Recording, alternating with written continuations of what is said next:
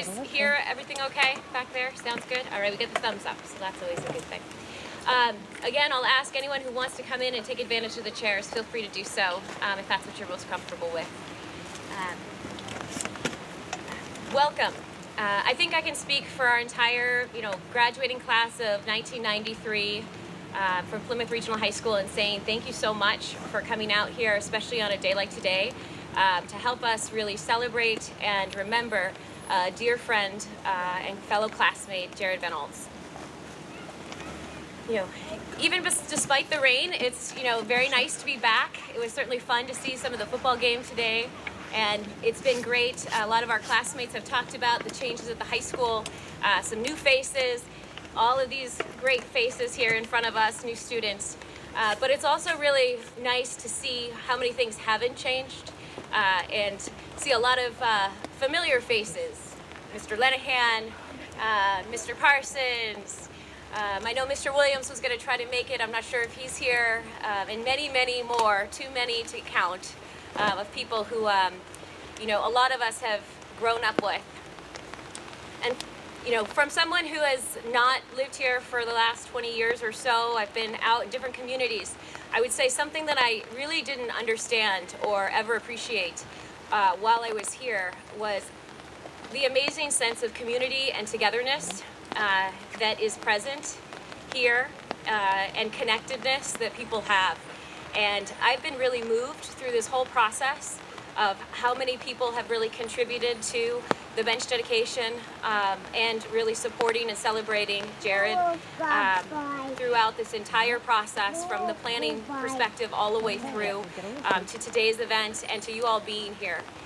I find it to be really moving to see how much this community cares, and I think it's something very unique and special that we have here that I appreciate more than I ever have in the past. And I think we should all be very proud to be here or from here or live here in this type of community. So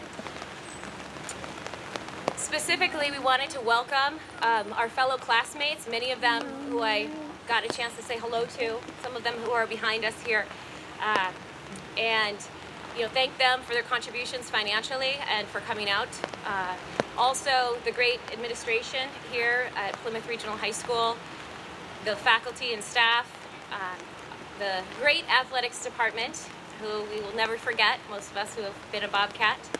And but specifically, we wanted to really let Nancy and Neville, who have made the trip all the way up from Florida, I believe, to join us today, Jared's parents, as well as Katie Van Aalst, his partner, and coming all the way from Georgia.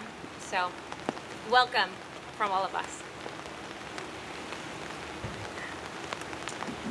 Today is a day for remembering and celebrating, and we will now have a very solid tribute that is fortunately placed really nicely right behind us here. It has a beautiful view of both the high school as well as the American flag, so we can almost say that this is the very first day of remembering and continuing to celebrate the life of Jared Van Aalst. Just a quick personal story about Jared.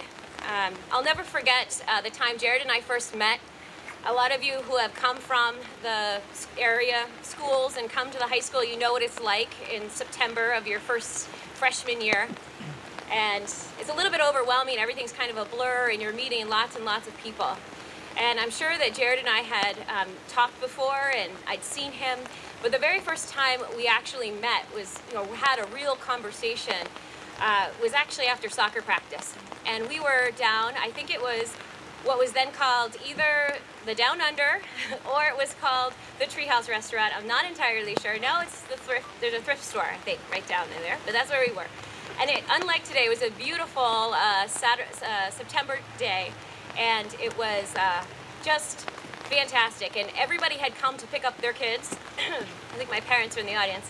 But anyway, I was still there. And Jared had another way home. And so he hung out with me and talked to me for a long time there. And I have to say that even though I remember all the details of, that day and what it was like, and where we were, I can't tell you anything about what we actually talked about. I have no idea what topic it was. I don't know what it was. I have no idea. But what I do remember is I was absolutely blown over by how, his personality. I was just dumbfounded about how strong and, I would say, in my words, I guess, beautiful his soul really was. And I just remember being, thank you.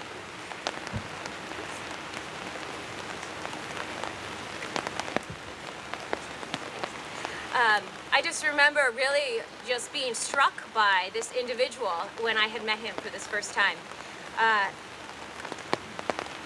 And, when I say strong, I mean, I guess what struck me was he really didn't feel like he needed to conform.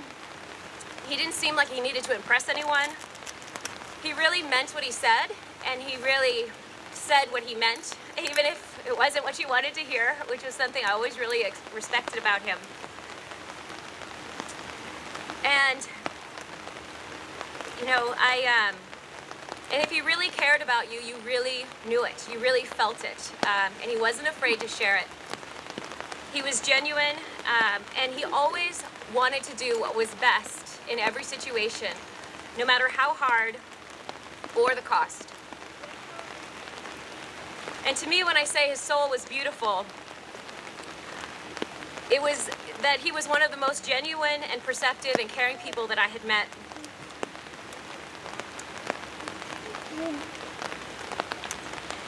And over the years, we did do transactional things together. We, were in classes together. We did projects, one night, all-night project. You remember that, Eric? We did one, all night. You guys were doing push-ups. Yes, now you remember. Okay. We did some of those activities together. We were in classes together. But I would say I kind of felt like we were always like two nuclei, and we had electrons kind of roaming around us. And every once in a while, we would just run into each other. And when we ran into each other, we would have these very deep conversations. And I always felt that he told me exactly what I needed to hear at that moment, which was very special to me, and something that I will always remember and always appreciate and always celebrate, those moments that I was able to share with him. And with that, I would like to ask a fellow classmate, Senior Master Sergeant Amanda Drury Armstrong, to come up.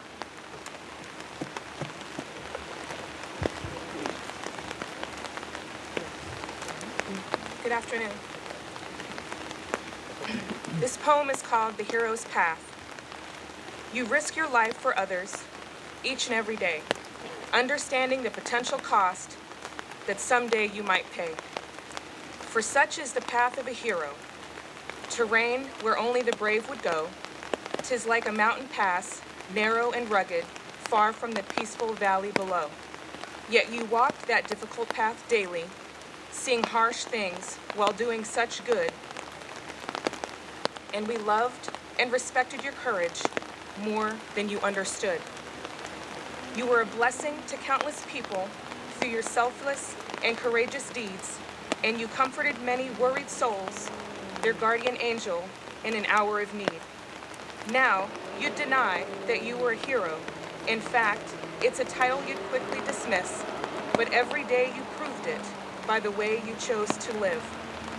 Your service will impact generations through lives saved and from all the good you did.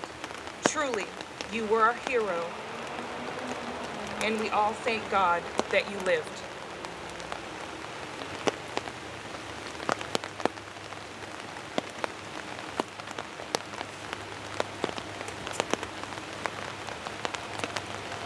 Hello, my name is Eric Vanek from the class of 93. It's an honor to say a few words today. Welcome everybody to this fine New Hampshire day.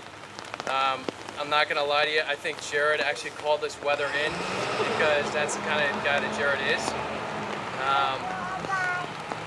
Just always left us at that. Always searching for more, right? Sorry, that's my phone. Got to be kidding me. It's a brand new phone too, so I don't even know. Thank you. Classic. Hey, we are all here to celebrate an American hero, a loving father, an incredible son, and a friend to many of us. Today, obviously, we have Katie Van Aalst here. We don't have Jared's 3 children: Kaylee, 11, Ava, 5, and Hugh, who is 3. They could not make the trip. Nancy and Neville, thank you so much for making the trip. I'm sure that drive from Florida was just a few hours. And then you get rewarded with some great rain. So welcome back to New Hampshire. We'd like to thank so many people for their generosity, for donating the funds to this bench in honor of Jared. The class of '93 immediately stepped up and opened their hearts, showing in some small way that Jared was loved by his classmates. Other classes, faculty, service members, family and friends greatly contributed as well, raising almost $8,000. Thank you. Thank you to the Plymouth Regional High School Board, for allowing us to carve out a small area to capture a place that helped forge the man that Jared is. And many classmates were completely taken aback and wanted to do something upon notification of Jared's sacrifice. That something turned into this incredible bench, which we will reveal shortly here, in large part due to Tricia Hurd and Katie Van Aalst. We'd like to recognize their efforts with a single white rose.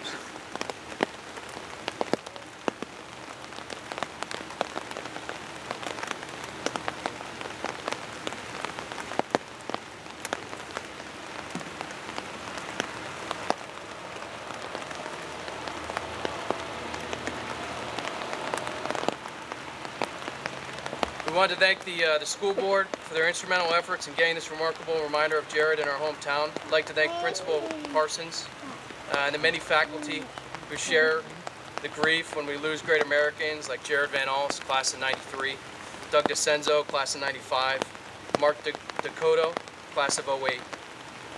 Thanks to the communities of Plymouth, Campton, Thornton, Holderness, Ashland, Rumney, Wentworth, Warren, Ellsworth, and Waterville Valley for their continued support of the military over the past 13 years of conflict.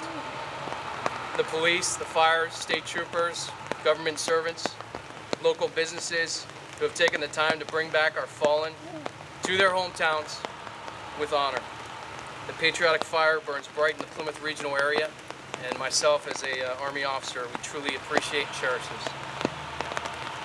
All right, I first met Jared. I'm gonna try to keep this a little tight because everybody's in the rain right now, but I first met Jared quite a few years ago, obviously class of '93, and Jared had this inherent strength where every group within the high school gravitated towards him, and I was no different. We became friends through our classes and hours of Coach Lenahan's grueling calisthenics. I quickly learned and grew to respect Jared's determination and intestinal fortitude. He'd been struggling in class and some extracurricular activities as he was just knocking a lot of things out for the school. And through his actions, I witnessed a rare quality of persistence again and again. An enduring friendship was born as I too gravitated towards Jared. He finished high school and he went down to Caracas, Venezuela for a year, and I was completely amazed, of all places. He's going down to Venezuela, but that's what Jared does. So he goes from the mountains of New Hampshire to the jungle, and I just didn't get it. But that boy had no fear and felt a calling. Jared and I met up the following summer, and I heard a few stories about the most beautiful waterfalls, the culture, and of course, he actually got held up at gunpoint while driving with his host family in Caracas. Seriously, Jared, I don't know where you get this from. It's absolutely amazing what he goes through.